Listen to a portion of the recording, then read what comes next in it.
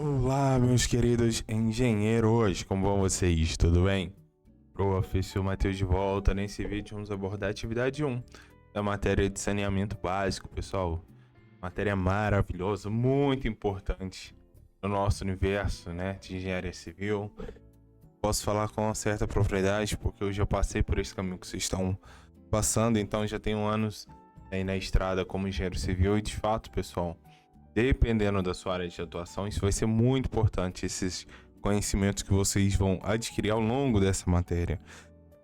Seja sobre estação de tratamento de água, estação de tratamento de esgoto, as nossas ETAs e ETs, né? Então a gente também vai calcular também a qualidade das águas, os efluentes. Então, pessoal, fora, evidentemente, a parte de dimensionamento de estações de esgoto. Então é muito importante, façam com bastante atenção, porque pode ser muito útil lá na frente. Mas antes de iniciar essa atividade, quero pedir o seu apoio.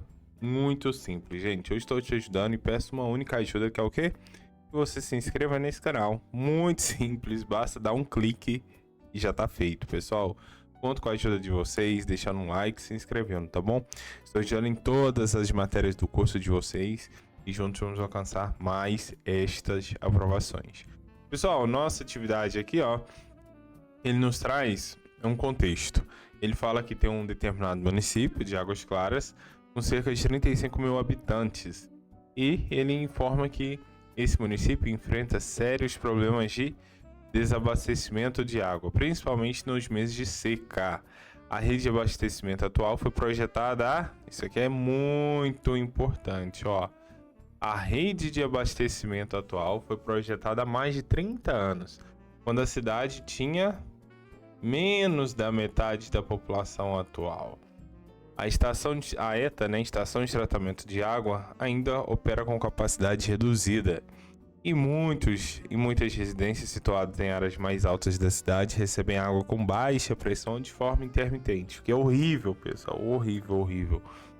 Além disso, perdas físicas na unidade ultrapassam 40%. Isso aqui realmente é apenas um exercício didático, né? Porque é inimaginável uma rede de abastecimento com perca de 40%, né? Segundo o relatório da Companhia Municipal, a Prefeitura contratou uma equipe de engenheiros para diagnosticar a situação e apresentar alternativas de requalificação do sistema. Bom, com base nisso, o que a gente tem que fazer, pessoal? Vamos lá, questão 1. A gente tem que...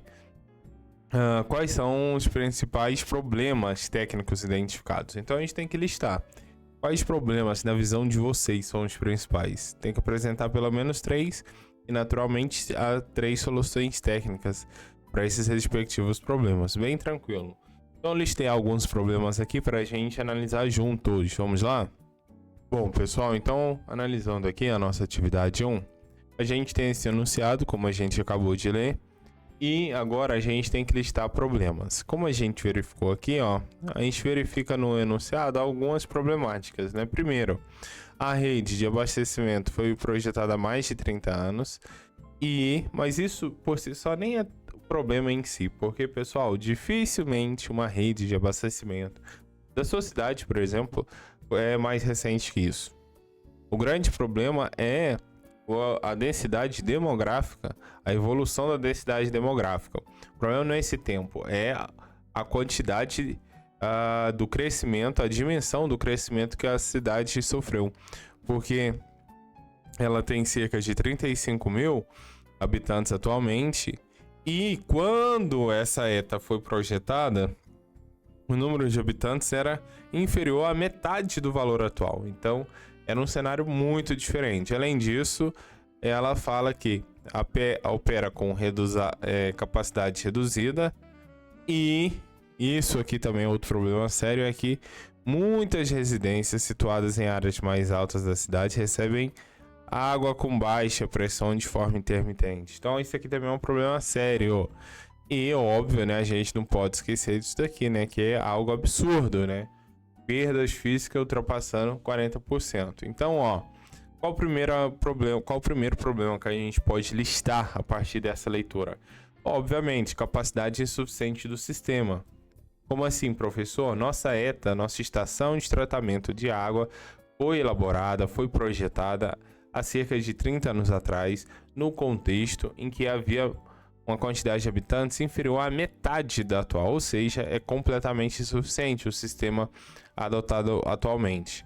Então, olha bem, as ETAs tratam a água antes do seu consumo. Para quem não lembra, então, a estação de tratamento de água.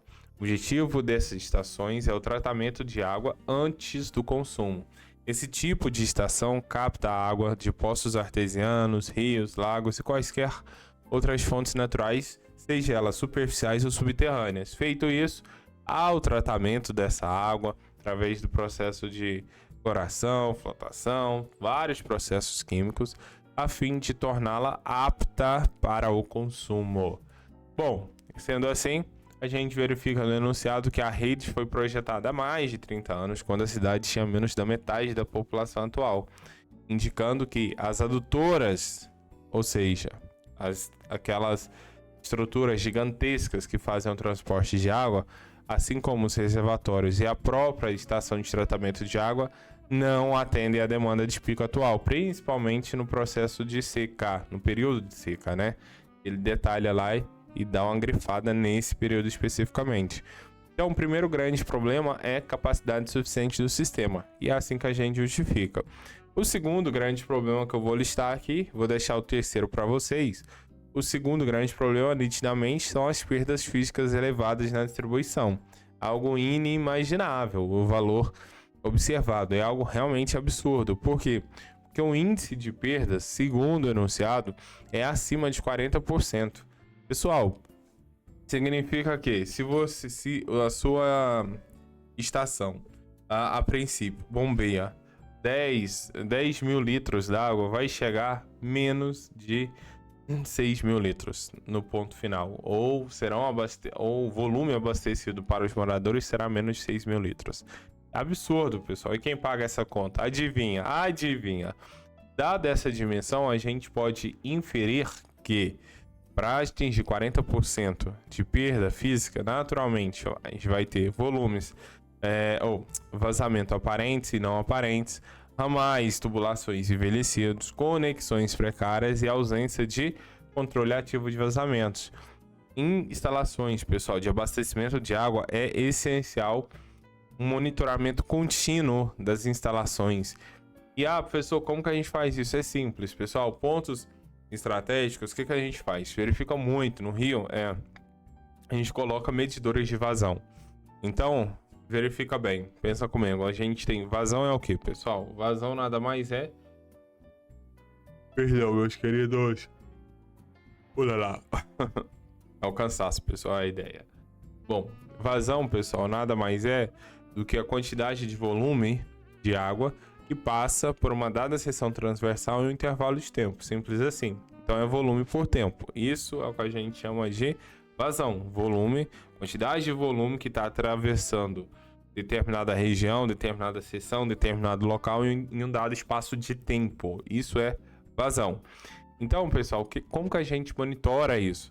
Coloca em pontos específicos das nossas adutoras medidores de vazão. Então, ora, se eu estou no ponto A, minha vazão é X, e eu coloco depois lá no ponto B, e é um deslocamento ou é um trajeto que não tem ramificações, naturalmente, em tese, no ponto B teria que ter não a mesma vazão, porque tem as perdas de cargas naturais das tubulações, perda de carga tanto localizada quanto distribuída, mas a gente espera-se que a vazão medida nesse segundo ponto seja minimamente igual, seja minimamente próxima. E aí, pessoal, quando a diferença é muito absurda, nesse caso, minha vazão deu 100 no ponto A e no ponto B deu 50, 60, tem algo absurdo acontecendo. Isso é um grande indicativo de que nesse trajeto, nessa distância, entre o ponto A e o ponto B, tem-se perda de água, ou seja, tem vazamento. E aí, pessoal, estratégia clássica, vai-se então buscar, já que a gente tem essa faixa de atuação, fica bem mais simples identificar a localização precisa do problema. O efeito disso, claro, né, o desperdício de água tratada, lembrando que aqui a gente está falando de abastecimento de água, ou seja, água tratada. E, óbvio, o aumento do custo operativo e agravamento do déficit de oferta. Natural, né? eu já tenho naturalmente, no período de seca, eu tenho menos volume d'água por questões climáticas. E além disso, nesse mesmo período, eu tenho um vazamento que coíbe, que toma, que faz e produz uma perca muito expressiva do volume d'água. Naturalmente a gente vai ter um déficit na oferta hídrica muito grande, beleza? Pessoal, então eu listei 2 problemas, justifiquei para vocês passo a passo e agora eu deixo como desafio vocês identificar o 3º problema. Tranquilo, não tem segredo. Se tá com dúvida na identificação, volta o vídeo, eu grifei lá todas as informações, basicamente fiz atividade para vocês. Mas ó, pessoal, a ideia aqui é ajudá-los, tá? Não só nessa matéria, mas em todas. E óbvio, se ficar com dificuldade, pessoal, nessa atividade, no mapa, na atividade 2, 3, prova, fala comigo. Meu WhatsApp tá aqui, ó, na descrição desse vídeo. Será um prazer ajudá-lo, tá bom? Precisando da atividade de um completo ou de qualquer outra, me chama lá que juntos vamos alcançar estas aprovações. Sendo assim, bons estudos, meus queridos. Fiquem com Deus, forte abraço e até o próximo vídeo. Tchau, tchau.